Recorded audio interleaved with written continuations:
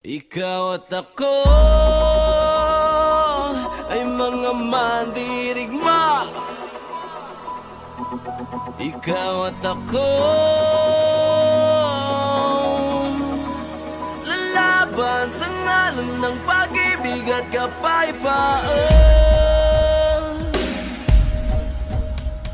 Nagkakaisa tayo sa iisang pambansang wika, ang wikang Filipino. Pero ilan sa mga ito nanganganib ng mawala. Pinakahuling desisyon ng Korte Suprema, tinanggal na sa curriculum ng mga estudyante ng kolehiyo ang Filipino at ang panitikan. Sana lang, yung wikang Filipino, yung subject na Filipino ay hindi mawala. Kasi identidad natin yan eh.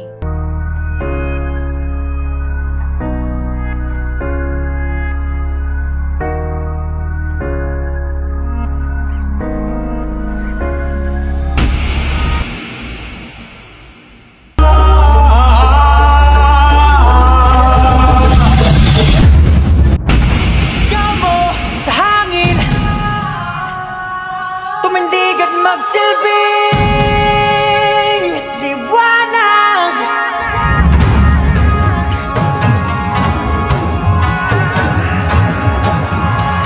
liwanag sa dilim. Magandang araw, ako po si Clarice Tenoria, isang mag-aaral mula sa BN2B.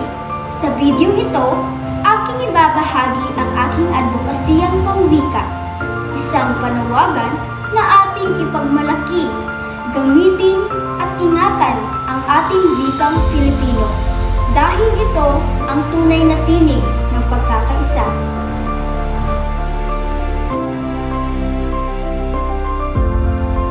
Magandang umaga sa inyong lahat, mga bata. Magandang umaga po, Ginang Cardinyosa at mga kamasaran. Ang mga guro ang unang nagtuturo sa atin ng tamang paggamit ng wika. Sila ang nagsisilbing haligi ng ating kaalaman at pagkakakilanlan. Handa ka naman maglakbay? Oo. Tara na.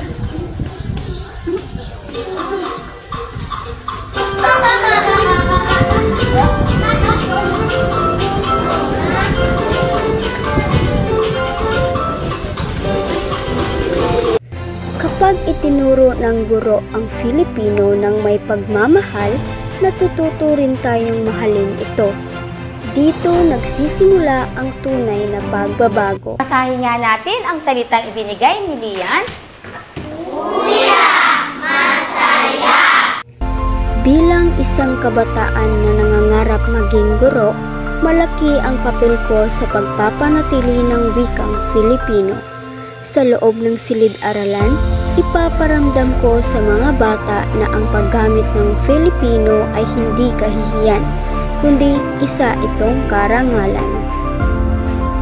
Kailangan nating turuan ang mga kabataan na mahalin ang sariling wika, sapagkat ito ang unang hakbang sa pagmamahal sa bayan.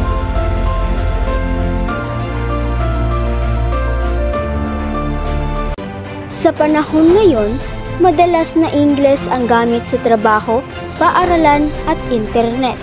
Ngunit hindi ibig sabihin nito na kalimutan natin ang Filipino.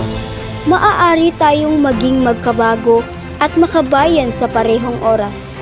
Gamitin natin ang wika sa paggawa ng content sa social media at sa pakikipag-ugnayan sa isa't isa. Sa ganitong paraan, na ipapakita nating buhay at makabuluhan pa rin ang ating wika kahit sa makabagong panahon. Ang aking advokasya ay simple, ngunit makabuluhan. Gamitin, itaguyod at ipagmalaki ang wikang Filipino sa lahat ng pagkakataon.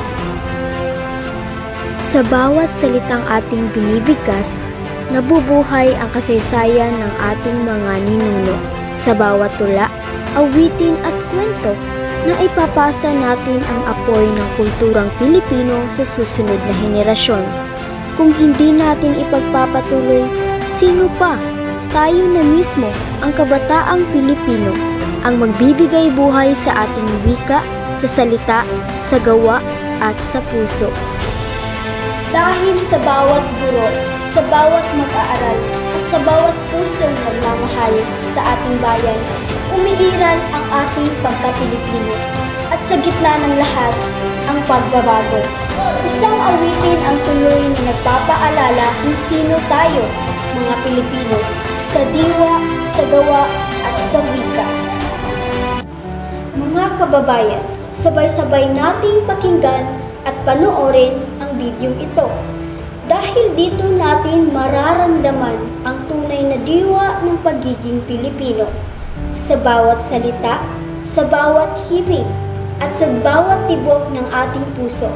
Mahal ko ang wikang Filipino. Bansa ko, wika ko, puso ko. Ako'y Pilipino. Ako'y isang Pinoy sa puso't diwa, Pinoy na isinilang sa ating bansa. Ako'y hindi sanay sa wikang mga banyaga, ako'y Pinoy na mayroong sariling wika.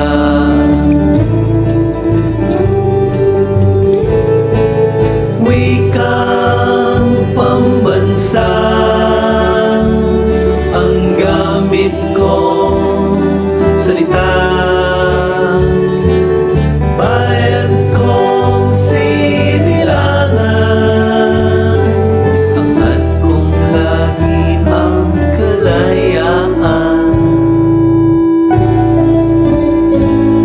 Sigat Jose Rizal nooy nagwika, siya ay nagpangaral sa ating bansa.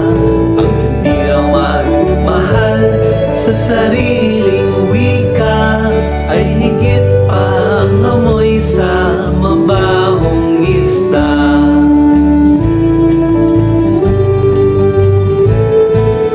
Wikang pambansa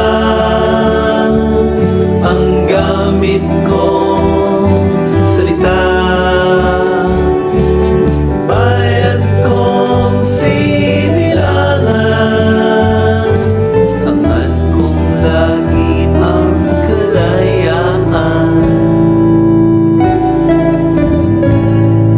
Ako'y isang Pinoy sa puso't diwa, Pinoy na isinilang sa ating bansa. Ako'y hindi sanay sa wikang mga banyaga, ako'y Pinoy na mayroong sariling wika. Ako'y Pinoy na mayroong sariling wika.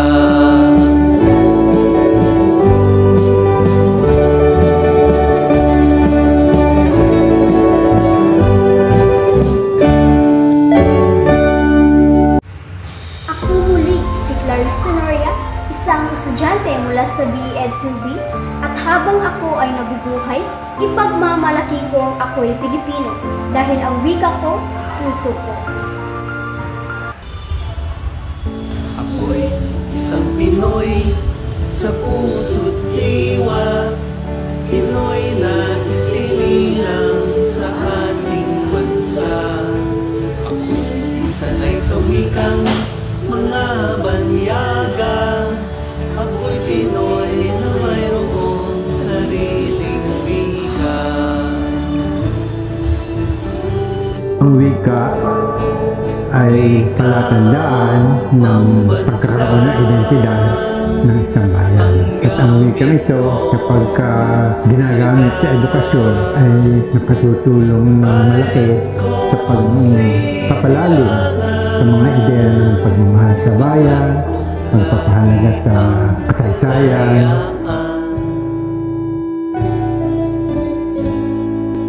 Sigat Jose Rizal nooy nagwika, siya ay nagpangaral sa ating bansa. Ang hindi raw magmahal sa sarili